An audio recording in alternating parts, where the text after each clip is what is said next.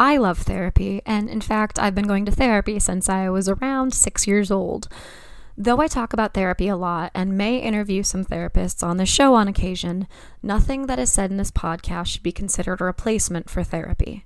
If you are struggling, I urge you to please seek guidance from a therapist because you are absolutely worth it.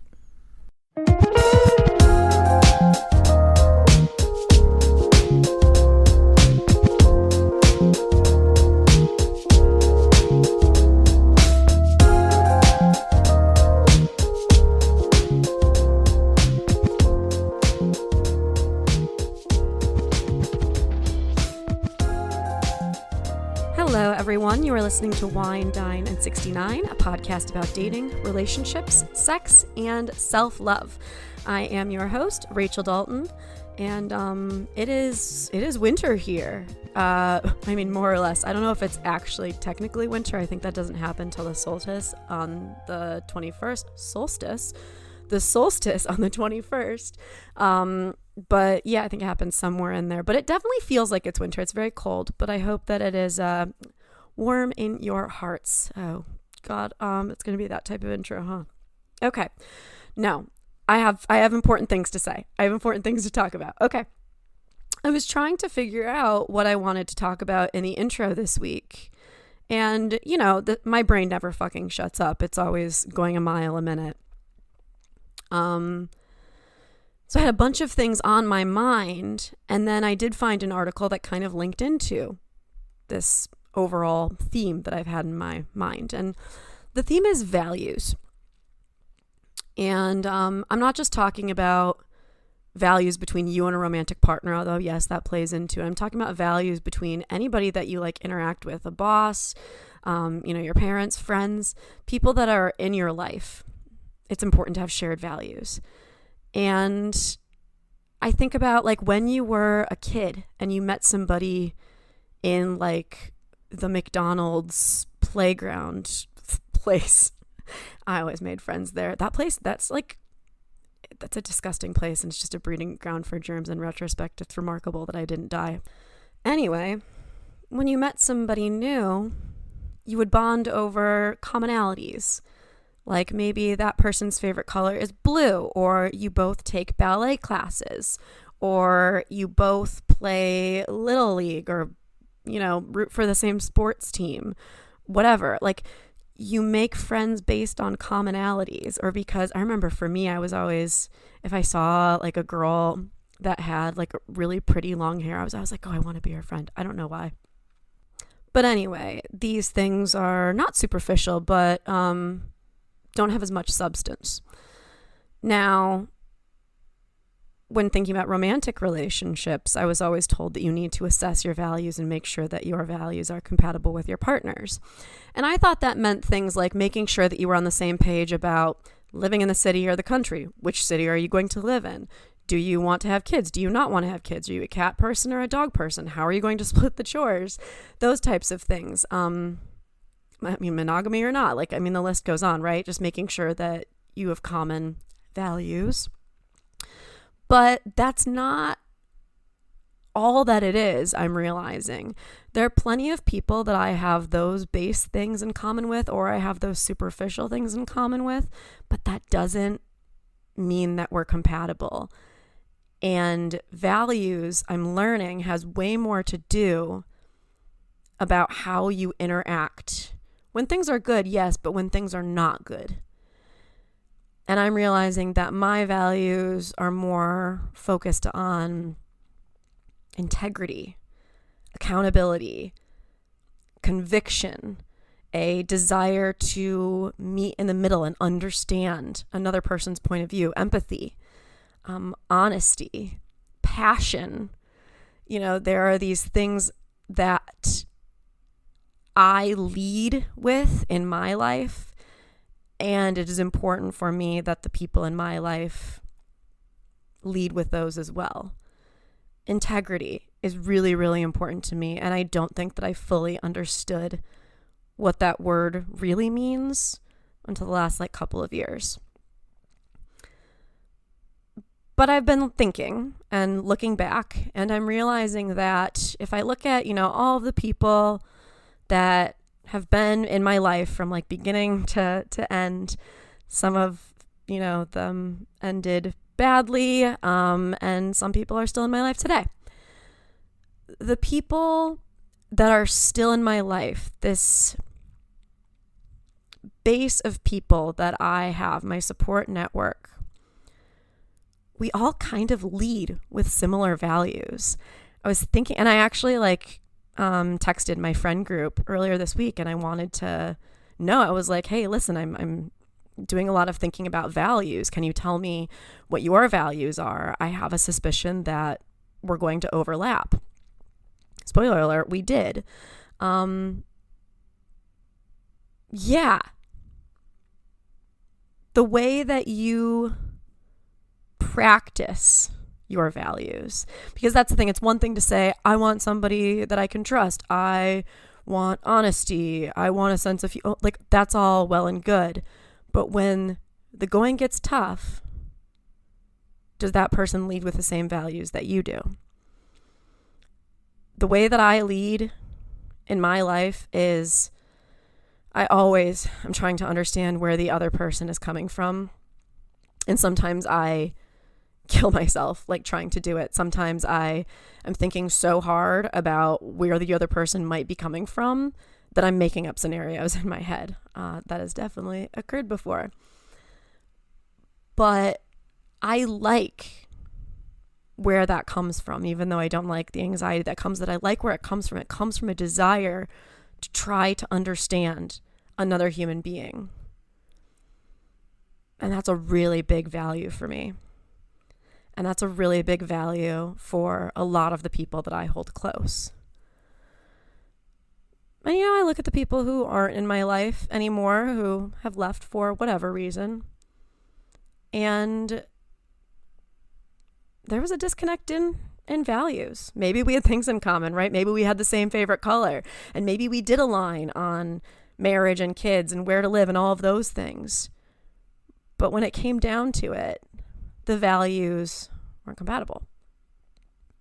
Anyway, so I've been doing a lot of thinking about that. That's me on my soapbox. But hey, if you care to, shoot me an email and let me know what your values are. I want to know, and get creative. It doesn't not just need to be like trust, honesty, creativity.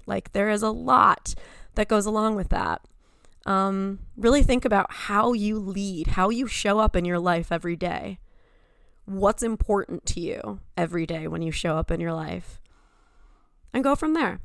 I've started making a list of mine, and I'm having conversations with the people in my life about it, because it's an interesting conversation to have, but it's also interesting to see where our values overlap and where they differ. I am going to mention an article really briefly here, the Gottman Institute, which, we all know how much I love the Gottman Institute. Gottman's 4 horsemen of the apocalypse, the relationship apocalypse. Yep. But this article actually has to do with values a bit.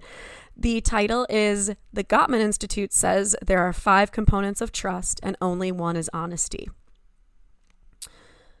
So here you have the umbrella of trust, but there are a lot of different things that fall under that umbrella of trust. So let's kind of dive into it. There's a little infographic here that I'm just kind of going to cover, and I will post it on Instagram as well. So the 5 criteria for trust, I'm just going to read this verbatim. Number 1, honesty. Do not trust someone who lies to you.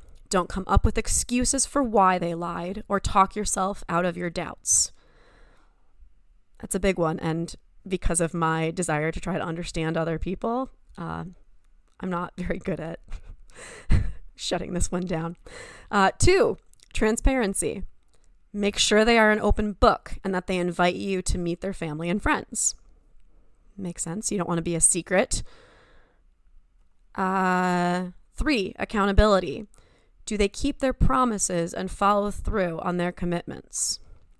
Accountability is another. I think the 3 values that I realized that are really important to me recently are accountability, conviction, and integrity, and emotional intelligence. That's it right there. Anyway, I digress.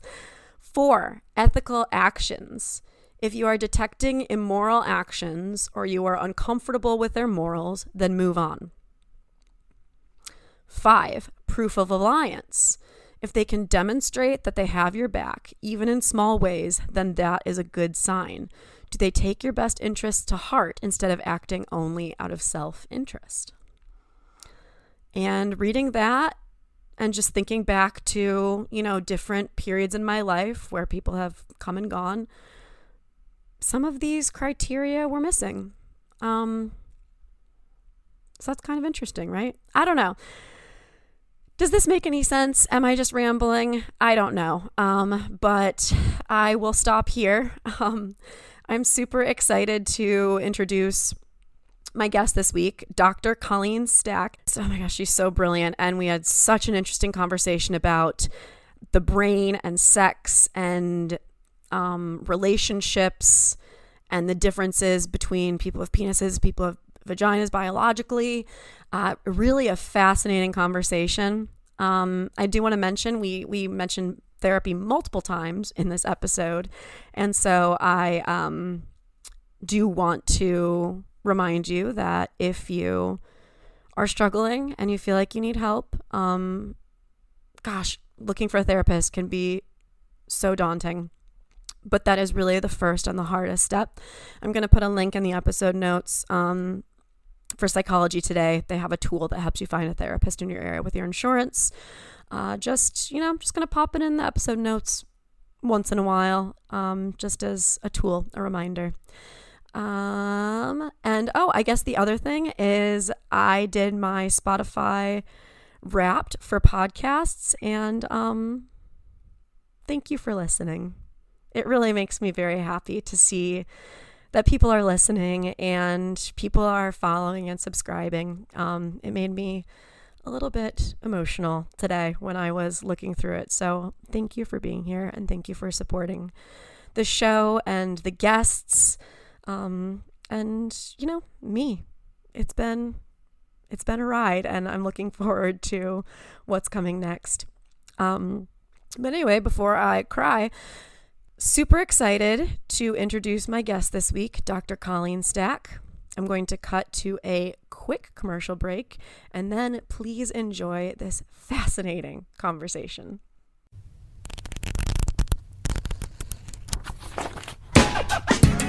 Calling all citizens of Halcyon City. The newest generation of heroes are now painting the pages of Delinquent Comics, an actual play podcast in the game world of Masks, a new generation. Join our heroes as they struggle to build a team and save the city. Can Titan escape the shadow of his mentor burnout? Is Soul's overwhelming power too dangerous to control? Will Muse discover her past? And how does White Knight stomach all those strange snacks? Listen to Delinquent Comics to find out at allportsopen.com, Spotify, iTunes, or wherever podcasts are found. New issues become available to all citizens every other Monday.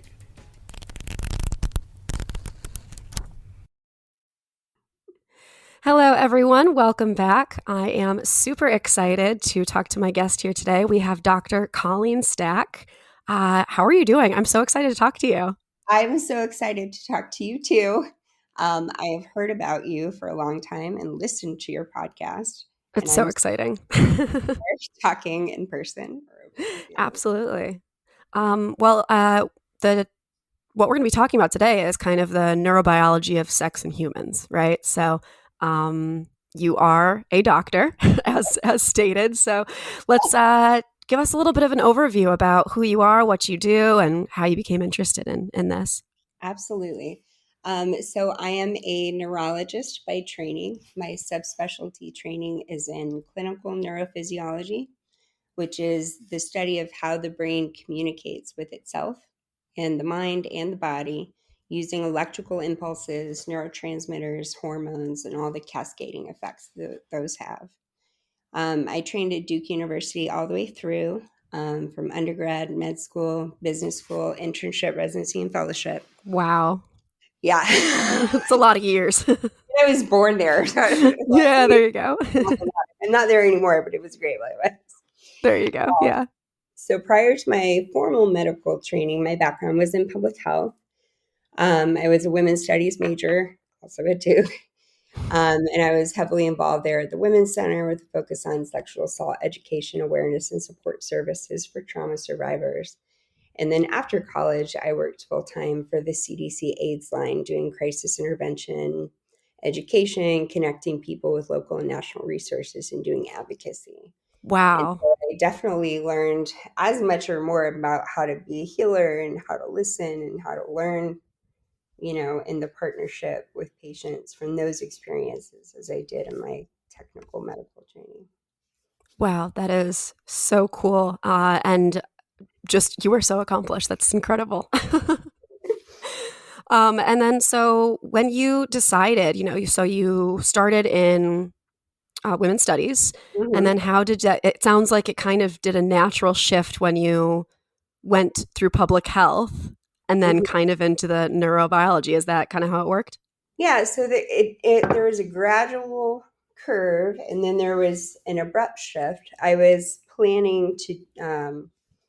It actually took me a while to decide if I was going to be a doctor. I knew I wanted to be in healing and be in medicine. I thought about midwifery. I thought about a lot of different Mm-hmm. orientations that could take. And I ended up deciding on the physician track. When I started medical school, I was still planning on doing OBGYN. Okay. I felt like that would be the best intersection of all of the things that I cared about. Yeah, I can see that. And when I was in medical school, it was actually my third year, so more than halfway through. One of my family members had um, a really scary experience. Mm-hmm.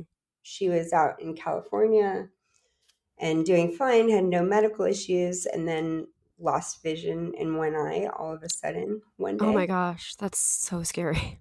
So scary, especially you're a college student, right? You nothing Wow. bad can happen to you, and then something happens completely out of the blue like this.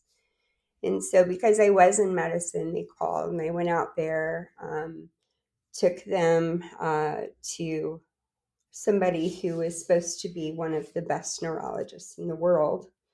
And I guess from a technical standpoint, they're good, uh, but they were a complete jerk. Oh, okay. And I have never felt so powerless in my entire life. And I decided to switch to neurology so that that would never happen again in my family or to anybody that I knew or to any Right. patients that I met, that they would get a neurologist who is so sterile and self-absorbed and disconnected from the whole point, which is the patient. Right, right. And is your family member okay? Did that end up, smoothing itself over? Yep. So it turned out to be MS. That was a very Mm. typical presentation of optic neuritis. She's doing really well. It's been 15 years now. And I have learned a ton from her in terms of MS and neuro and the brain in general about alternative therapies, or basically everything that you don't learn in med school, which is a ton of stuff in terms of diet, Yeah, inflammation, and self-care and movement and all of those things. definitely. Well, that's such a interesting story. I mean, obviously, it's awful. MS is a terrible thing to have. But it just kind of sounds like that was the thing that got you right to where you're supposed to be. Absolutely. And for MS and so much in neurology, we are making such big strides right now. One of the reasons that I wanted to do neuro also is that as a field, we've been behind all the other fields in terms of how much we know and understand about the organ or the body system that's our domain. And the brain obviously is more complicated than a lot of other organs we could focus on. But that meant that there was such an unmet need. There's so much research to do. There's such potential to make a difference. And also, the learning would never stop. And so Yeah. those are all Oh, parts we're of technology that. always learning new things. Well, I mean, and this kind of leads into my next question. So you deal with people who are grappling with very scary and confusing situations, and it sounds like that's the reason why you got into this Yeah. to begin with.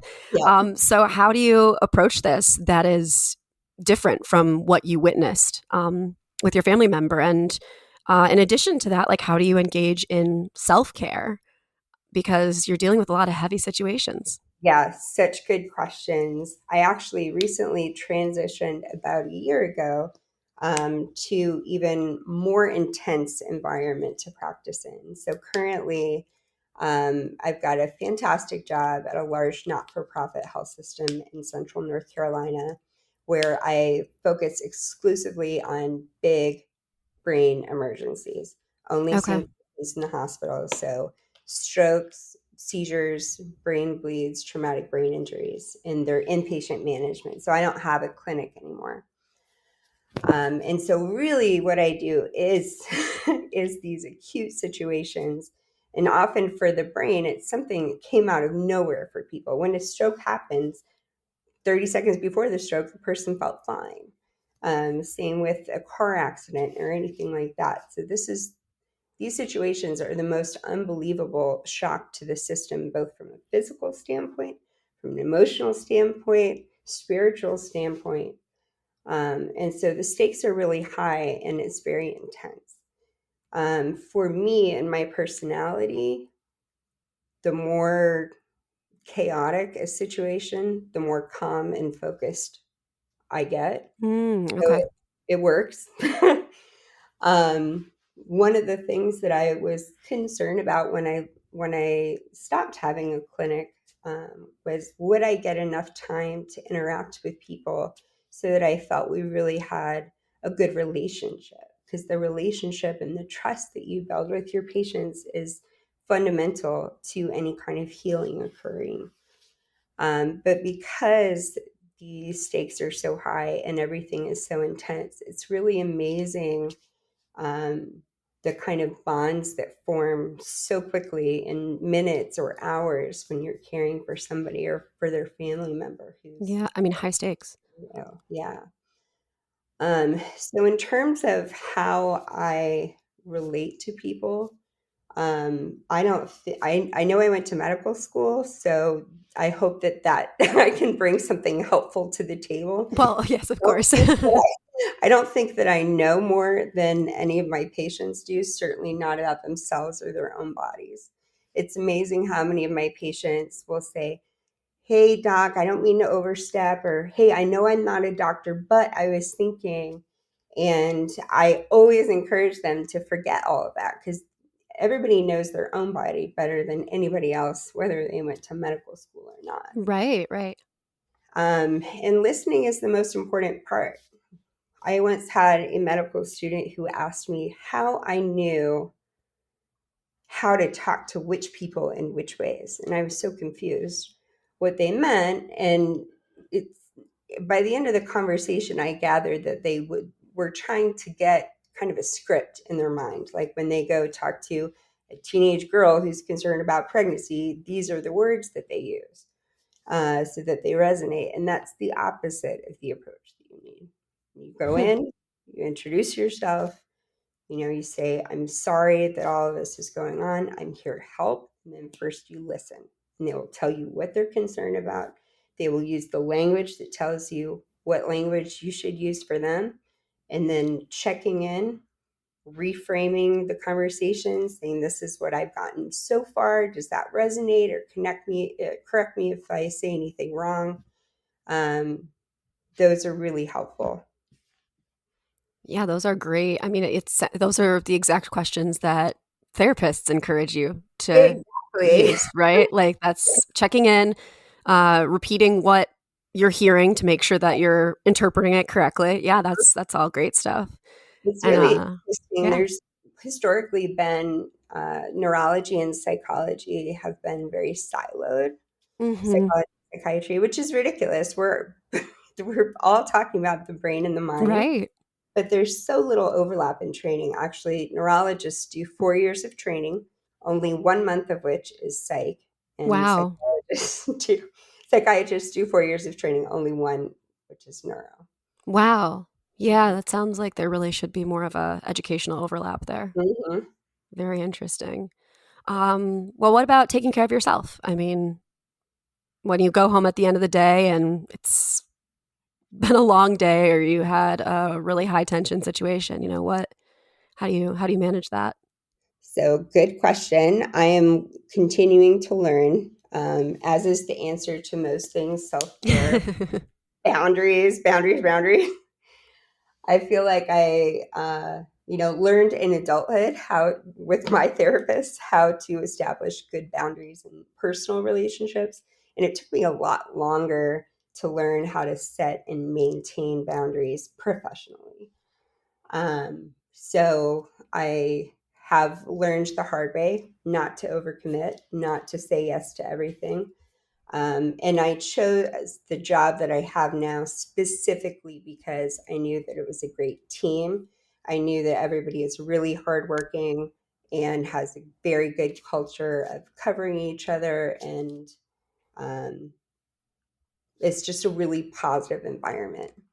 I work 7 days on and 7 days off. So Okay. my off week is about 110 hours, super intense, all adrenaline all the time. And then on my off week, I'm in a sensory deprivation chamber for a lot of it. Oh, like literally or Well, metaphorically? metaphorically, That literally, makes sense. corpse pose some of the time and hanging out with my friends, my family, my son, my dog.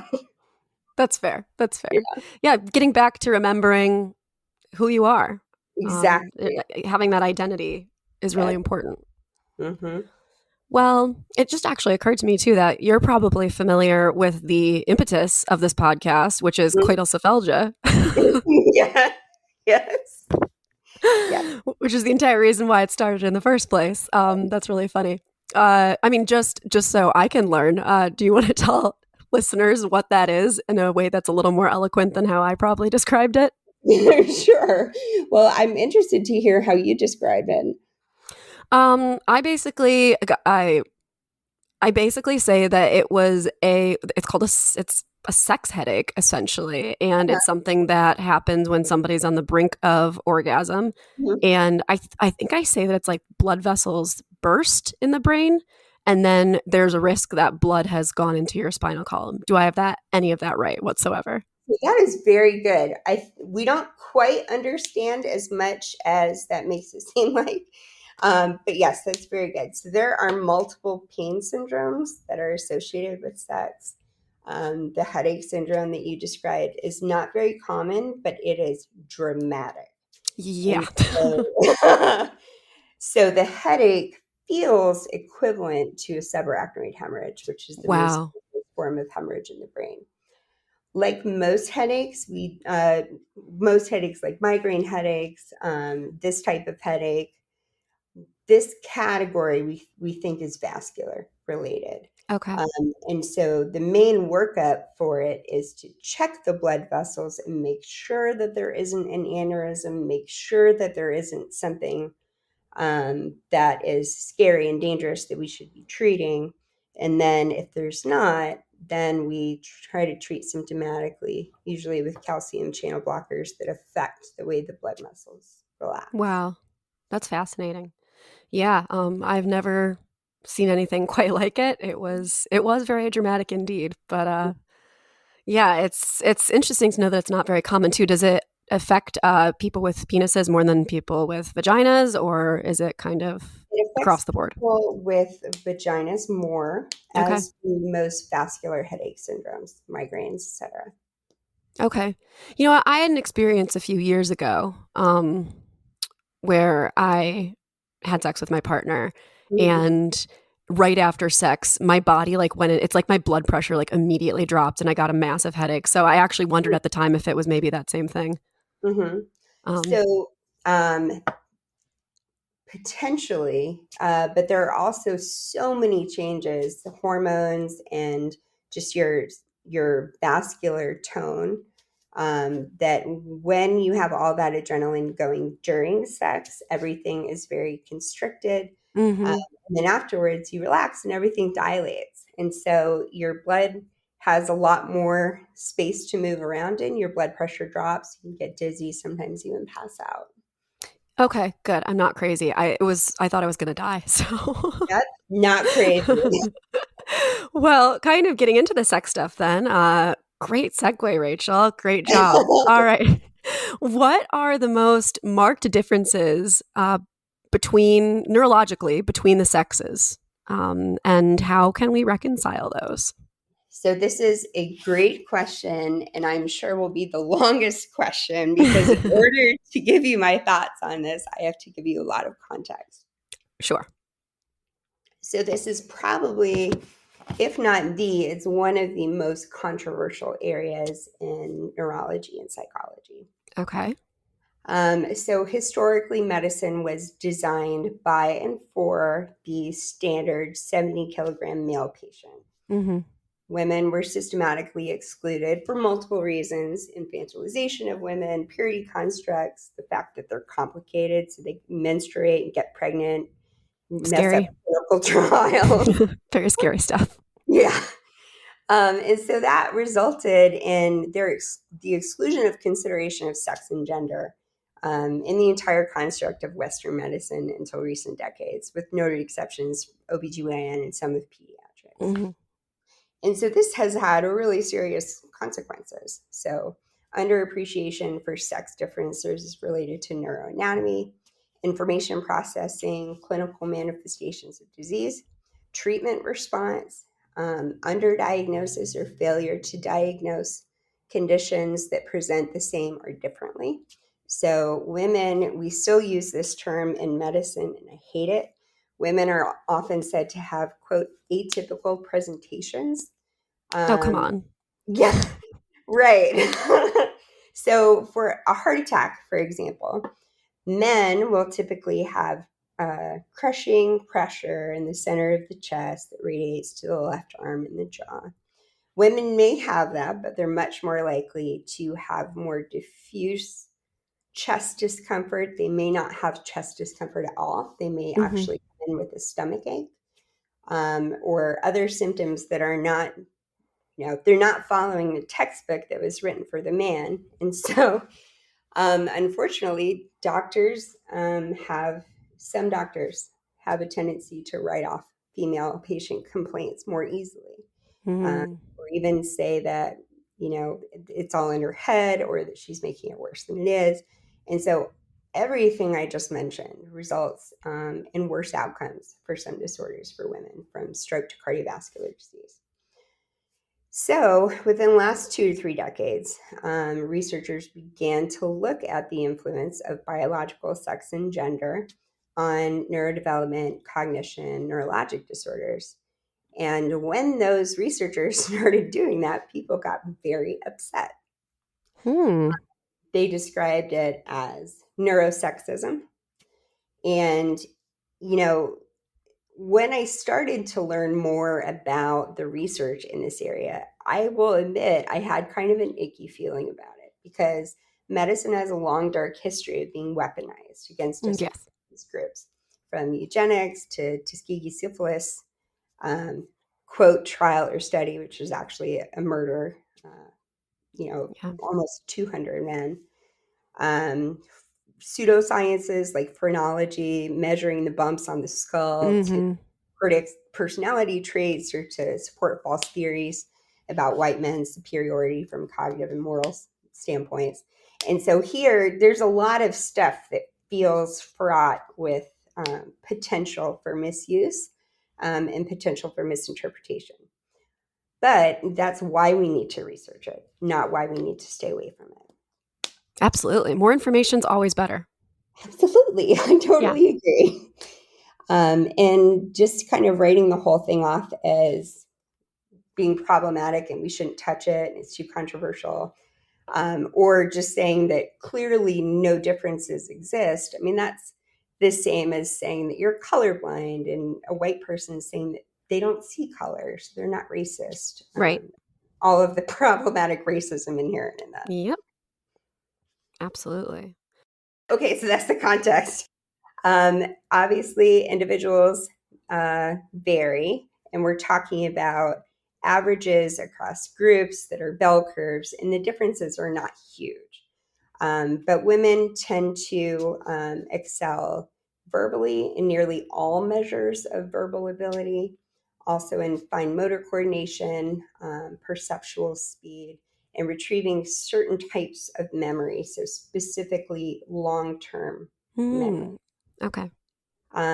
They engage with the right brain more when they're working with the left brain, so things are seen more relationally and contextually. Men tend to be stronger in working memory capacity, ability to multitask, and in visuospatial skills.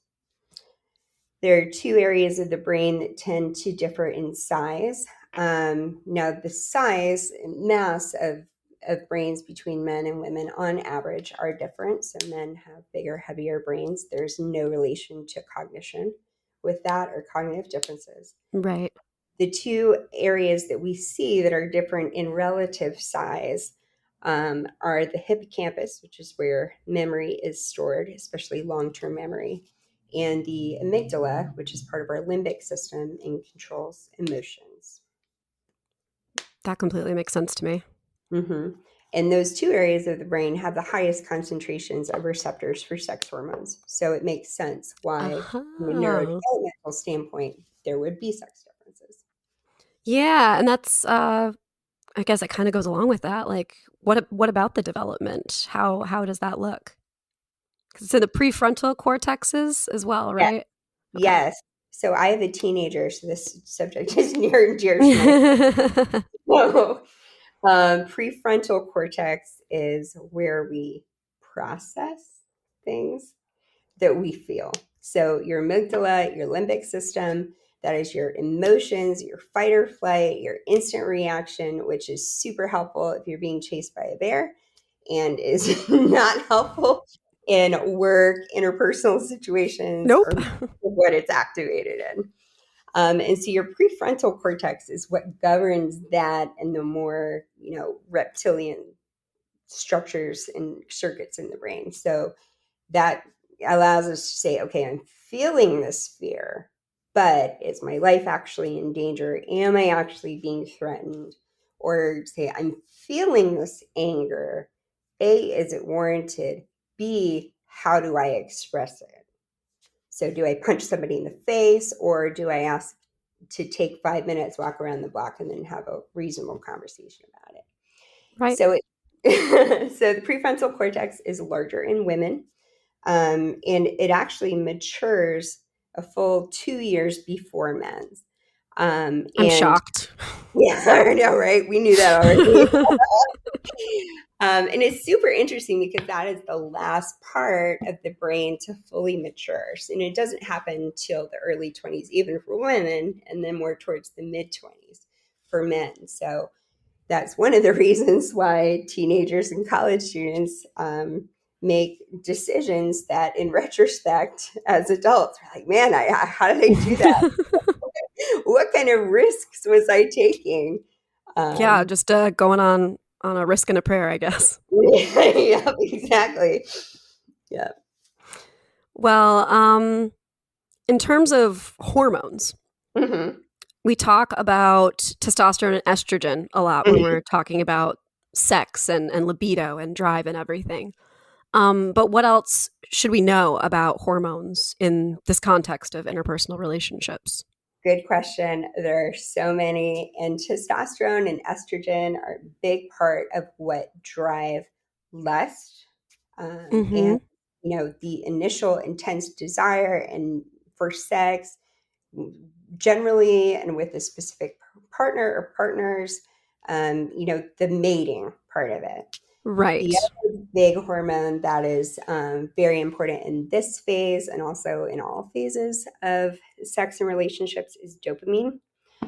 So that neurotransmitter is the communicator for the brain's reward system. So reinforcing pleasurable behaviors, and also if it's too activated, is also responsible for addiction circuits. Okay. So other hormones that are involved in sex norepinephrine, which is just adrenaline. So when you are excited about a potential new partner, or when you are in foreplay, or when you're having sex, or when you're thinking about the awesome sex you had last night, your heart's racing and you get butterflies in your stomach. And that's all that, it's a smaller dose of the fight or flight hormone. So it feels good. It feels exciting, especially if it's new. Definitely.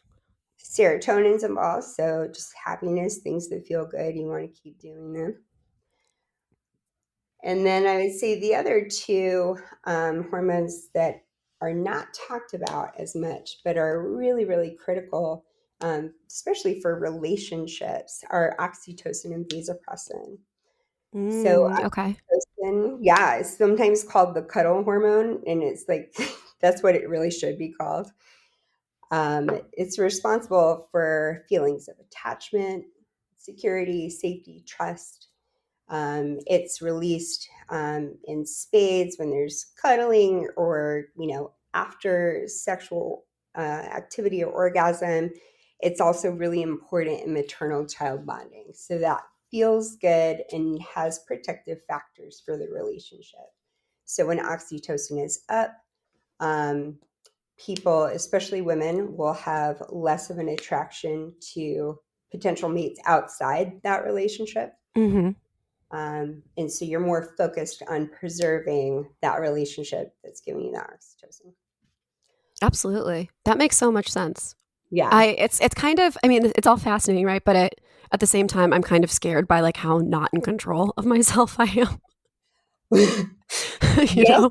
No. So we'll talk about that too. I'm definitely of the viewpoint that knowledge is power. And so as we learn about ourselves from science standpoints and not science standpoints, it's helpful, because once you understand what's going on, if there are parts of it that maybe are not working as well for you, or that maybe are related to maladaptive coping mechanisms, then it gives us some guidance in terms of what we can target. Right. Yeah, absolutely. In terms of men, vasopressin is a lot more important for them than oxytocin, but it basically fulfills the same function.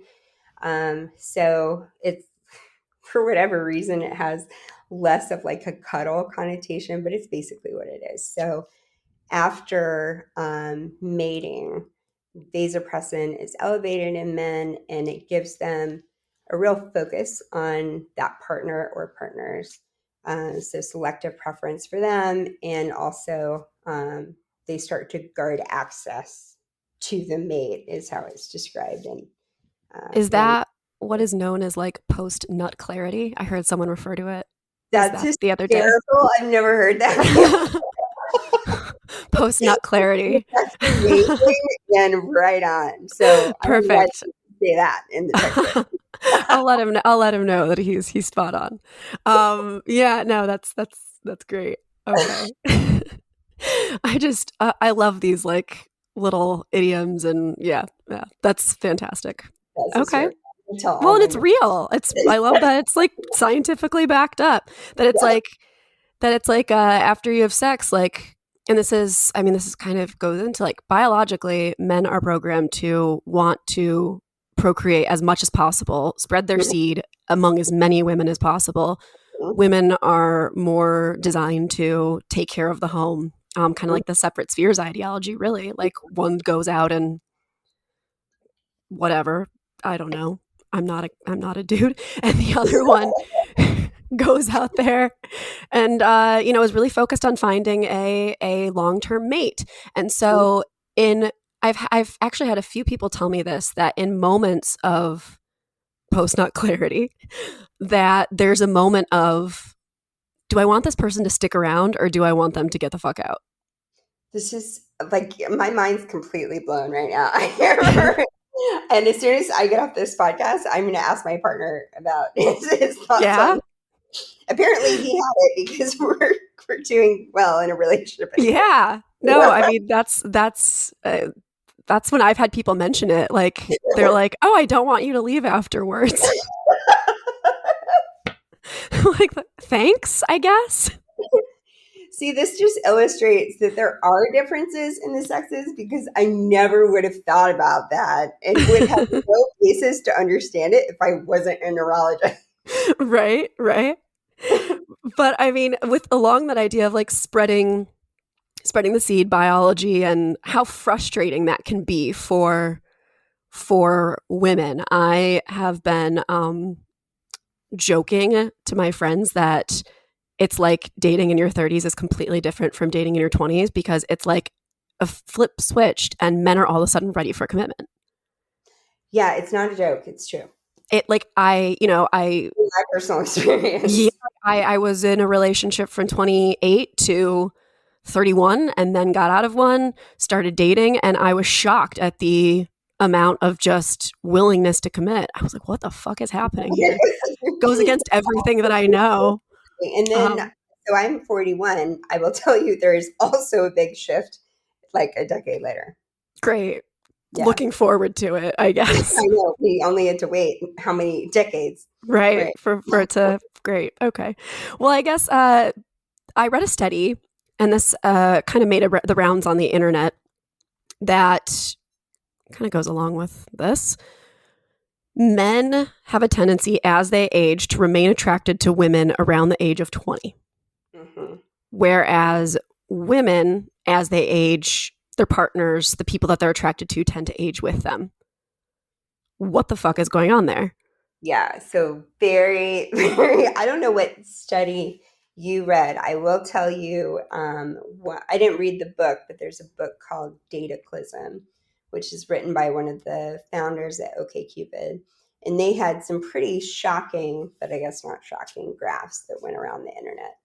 And so, yes, the data shows that men are most attracted to women in their early 20s, period, like when they're in their early 20s and when they're in their 60s.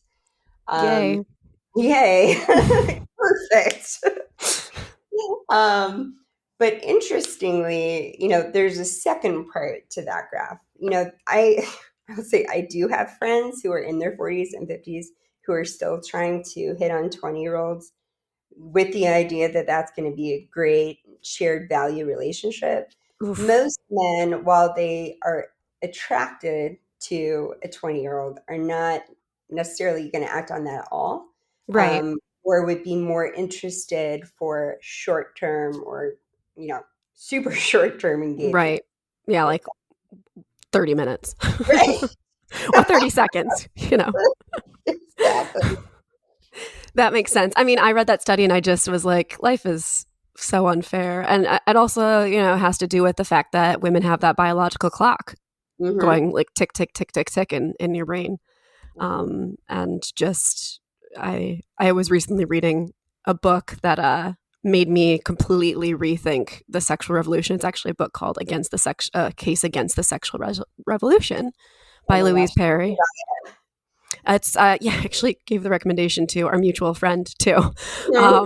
But it is fascinating. And I mean, obviously the title is a little controversial, but it kind of talks about how the differences what we're talking about, that there are unavoidable differences between the sexes that you cannot avoid, and how the sexual revolution has caused women to play into the hands of men who just want casual sex. Interesting. Yeah, exactly. I mean, and that's the thing is I agree with some parts of it. I don't agree with other parts of it. Like at the end of the day, I think people should do whatever the hell they want. But the willingness to embrace those differences and to talk about them, I thought was really refreshing. Absolutely. And this is kind of what I was talking about before with the controversial fields. And there's, I think, an environment these days where people are scared to discuss things that are controversial. And that's the opposite of what we want. We want dialogue. We want, to hear what other people have to say and learn from them and hone our own ideas through dialogue. And so the more dialogue, the better.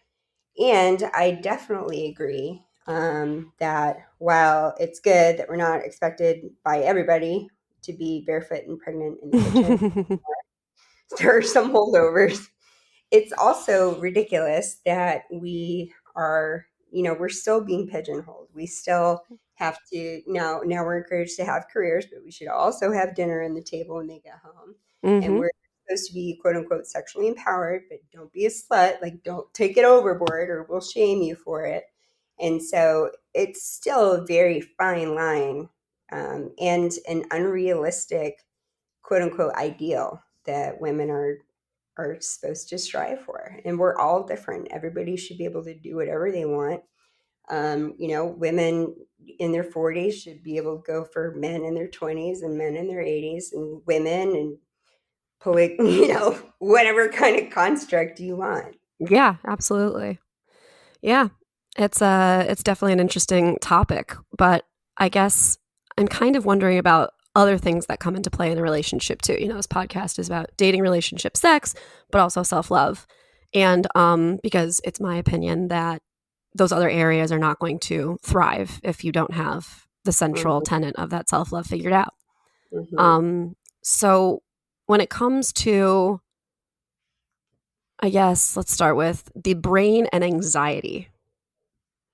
What about that? Very good. So, like we were talking, and I say very good because this is so important. This is something that, like, personally in my self-development, I've really been working through for, a couple of decades now, and it's something that I'll be working through the rest of my life. It is critical for so many people in general, especially now after we've been through more than 2 years of a pandemic and all the loss and the grief and anxiety with that, all of the isolation.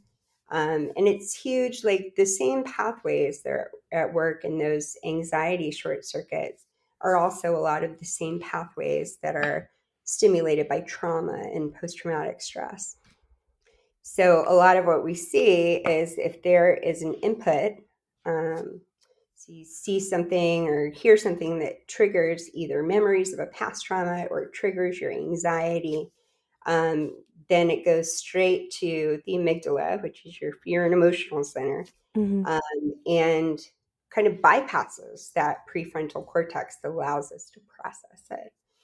And so unless we are intentional about doing that processing, and unless we are even aware that that's happening, then we can be living in a constant state of fight or flight. So that situation where we're, being chased by a bear, but we're not being chased by a bear, we're just on our commute to work. And that's super toxic, from both a physical standpoint, emotional standpoint, and spiritual standpoint. And so, therapy is huge in terms of being able to identify where those glitches are, or the short circuits, or the cognitive distortions, and then, adding tools to your toolbox for how you interrupt those and how you allow yourself to process things differently, both in the moment and over time. Right. Therapy. Cannot recommend it enough. If you think that you don't need therapy, please go. You might need a call.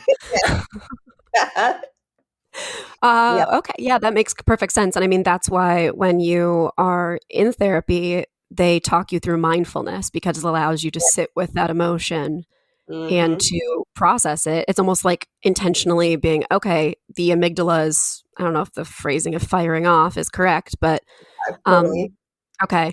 And then, but like, it's like, okay, let's take a second to bring it back to the prefrontal cortex that we can process and work through that. Exactly. And so one of the therapeutic modalities I'm a huge fan of is DBT, or dialectical behavioral therapy.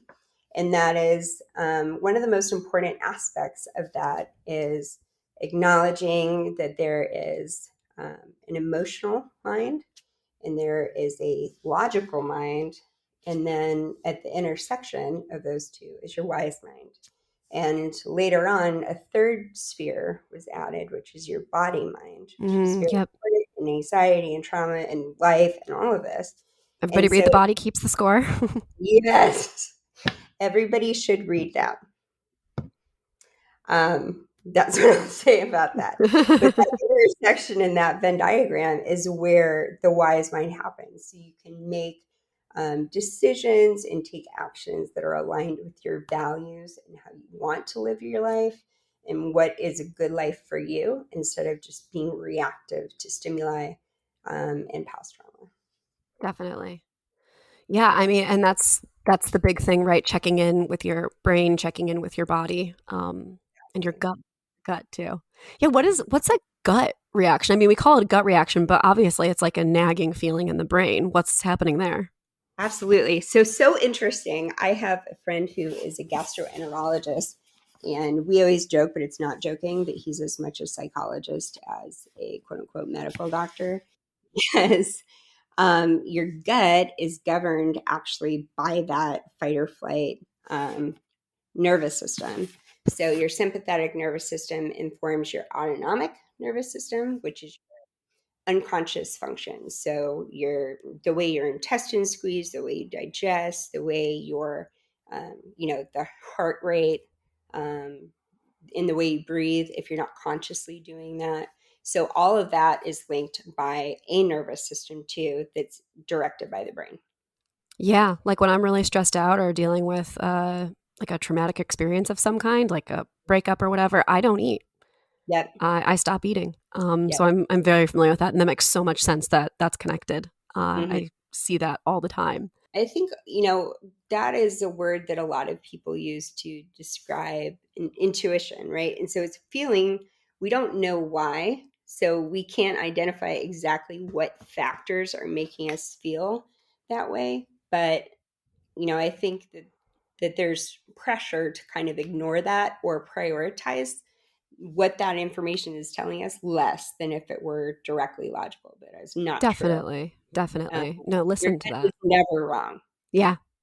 It's always right. No. It knows. I figured that out like in my 30s, but it was never wrong to start with. Yeah, no, 100%. Well, what about love? Speaking of like, I guess traumatic events and everything, like people say that love is like a drug. And, I'm curious about what's happening in the brain there when you're feeling that. And when you're experiencing heartbreak, there are studies that show that your brain looks the same as though you were addicted to heroin. Yep. So, that reward pathway is as activated in love as any other, addictive process. So anything that gives you pleasure, gives you excitement, gives you sexual satisfaction, everything feels amazing when you're in love, right? Even things that don't have anything to do with like work feels amazing when you're in love. And all of that is, a positive reinforcement cycle. You are getting dopamine hits every time you're with this person, every time you think about this person, every time you have sex with this person. And so once that all feels good and amazing. And if that stops, especially if it's sudden and there's heartbreak, then there's acute withdrawal from something that you were addicted to in your reward circuit, like heroin, like any other thing. Yeah, that's insane. Again, shocked and really disturbed by how not in control of myself I am. Yeah. But it's also validating. I think, for a long time, I still feel like, if you go through a horrible breakup, and you have been together with somebody for 4 years, completely in love, and they cheated on you with your sister, you're still expected to go to work the next day and be fine. Yeah. But heartbreak is one of the most traumatic events that human beings go through. And a lot of times it's equivalent to the death of a loved one. And so I think it's underappreciated how important it is to allow ourselves time to honor that and grieve that and go through all the stages and have bonfires or whatever. Burn what you have to burn. Yeah. Yeah. Yeah, it's really important because if you just push those feelings down, they don't go away. Yeah. No, absolutely. And you know what? That reminds me too that Love and Other Drugs is a fantastic movie if you haven't seen it. Oh, I haven't. It's really good. It's about like the pharmaceutical industry and people. It's like a rom-com, but Love and Other Drugs is really, really good. Now I'm interested. Yeah. No, it has Anne Hathaway and Jake Gyllenhaal. Oh, I love him. Okay, I'm gonna watch that. Rom-com and pharmaceutical industry. Yeah. Well, it takes place during the 90s at the time that the little blue pill, Viagra. Viagra, that was on the market for the first time.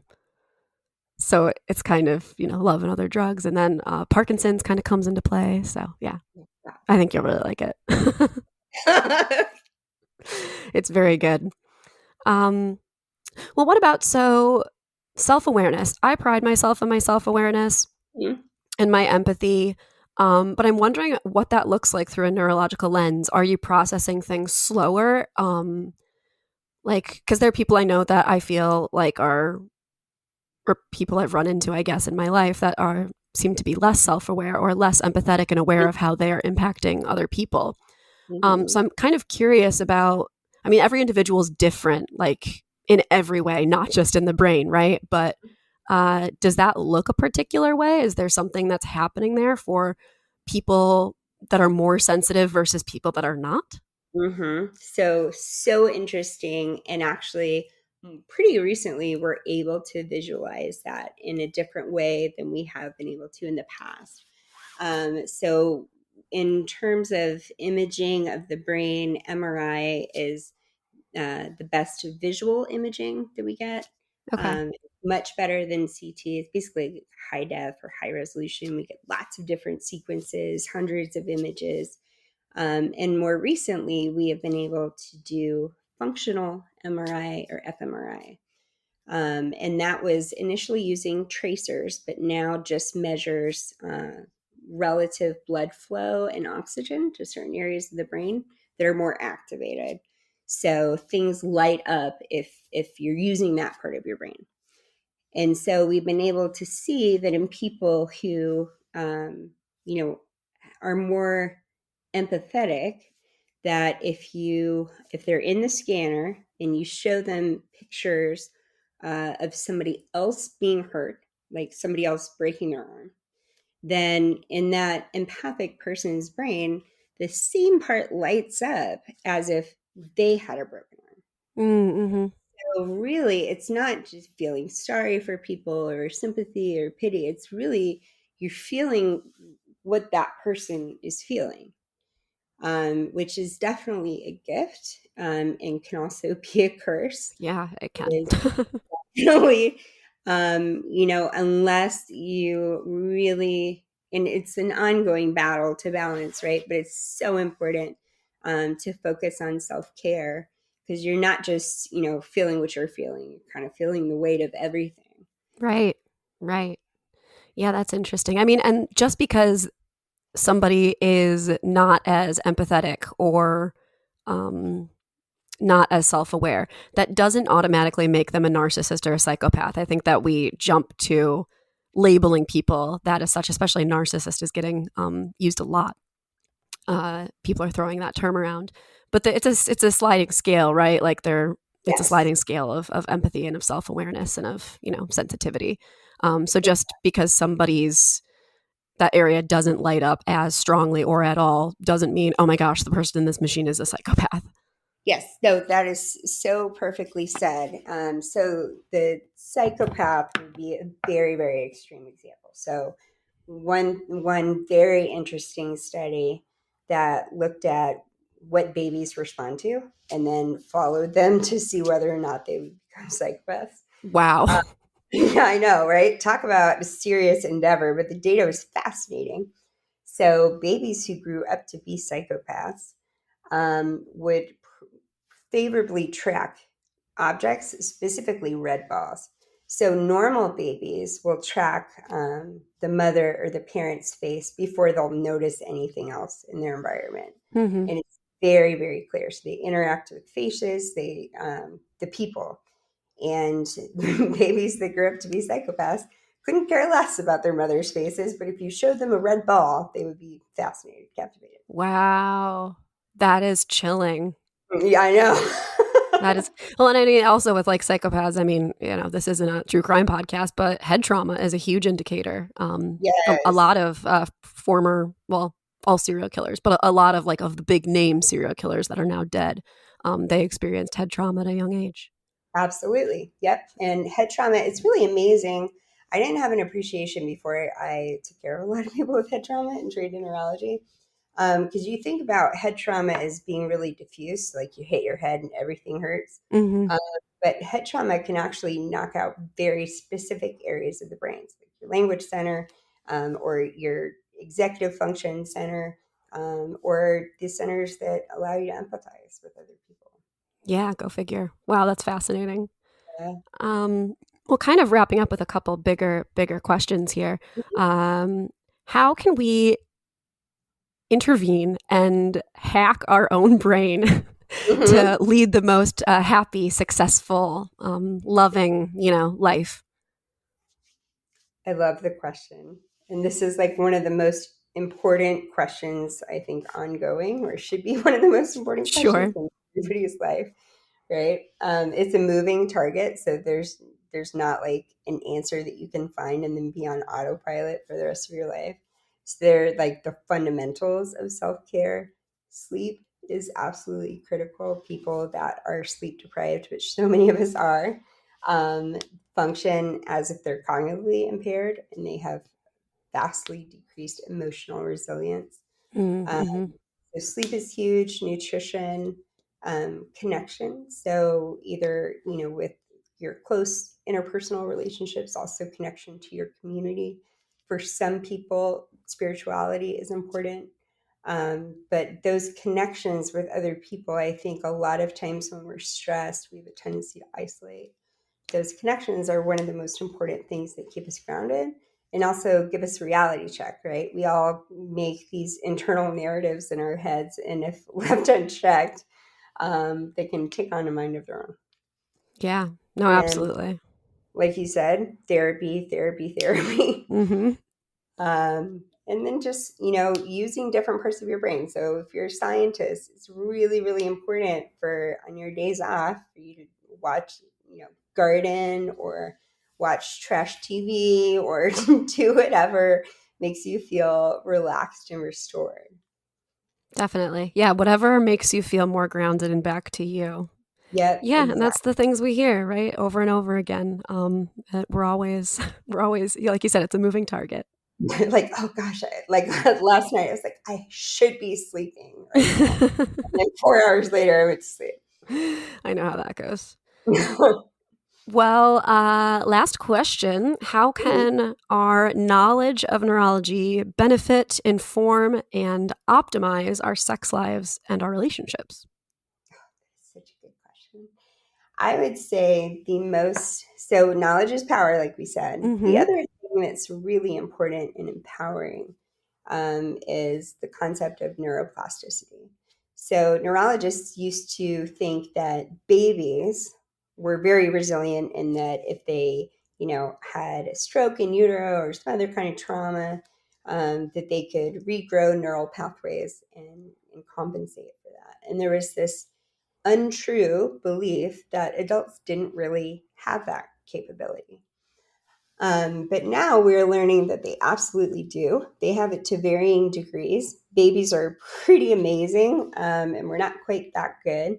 But for example, after somebody has a stroke, that part of their brain that stroked is dead. It's not coming back. That's the definition of a stroke. Wow. Um, but through rehab, there is, for a lot of people, they can make really, really important gains, up to a year or even more afterwards through basically retraining their brain, the areas around that to compensate for that and get a lot of function back. Same thing with trauma. So, for a long time and still in a lot of circles, there was this view that if there is, psychological trauma, then that part of you is damaged, dead, and you're just trying to survive it, and that there's not really anything possible after that. But we know that, with therapy, with awareness, with, listening to your body and listening to those emotions over time and kind of honoring that space, that the circuits that are reinforced by trauma, can be redesigned to get back to a more positive, way of life that feels more like yourself. Yeah, humans are remarkably resilient. Mm-hmm. And I love too that you have such a connection, between, again, the psychology and the brain and how they that's fascinating. I did not know that they were so separate. Yeah, I know. I don't know why they are, because they're both fascinating. And to think that you can study or understand one without the other is nuts. One will make you a better neurologist too, like just by Absolutely. nature of the fact that hopefully it'll remind you that there does need to be that focus on empathy. So that's not like the doctor that your family member had. 100%. So it feels like a miss on all levels. Mm-hmm. Well, is there anything else? Did you want to, promote anything? Let anybody know where they can find you? Any recommendations for reading or anything like that? So this was so fun. You've given me so much. This was a great conversation. You've given me a great idea for my self-care for the night, which we'll be watching that movie. These are all really, really good questions in terms of, promoting anything. I don't think that there's anything that I Sure. would say. But, some of the things that we've talked about, like dialectical behavioral therapy, getting hooked in with a good therapist can point you in the right direction for a lot of those. And I've seen a lot of the information that you include with your podcast. And I would just say to people 2 things. Don't be intimidated by the brain. Even really excellent neurologists that spend our whole lives trying to understand it, we don't know most of it. We don't understand it yet. And so feel free to explore that and see what resonates for you. I would also say that don't ever let a doctor or anybody else make you feel like you know less about your body than they do. And just have fun with it. It's all interesting. It's all exciting. Obviously, I think neurology is the most exciting thing in the world. Yeah, definitely. And with life, like, it's all for the plot, right? That's my Exactly. thing that I say lately. If something happens and I struggle with it, it's all for the plot. This had to Yes. happen so that the big twist can come later. I love that. Well, Colleen, thank you so much. This has been a blast, and I have learned so much from you, and I'm sure that the listeners will as well. Thank you so much. I really appreciate it. This is great. And thank you, everyone, for listening. I've been listening to Wine, Dine, and 69. I am your host, Rachel Dalton, and let's keep talking.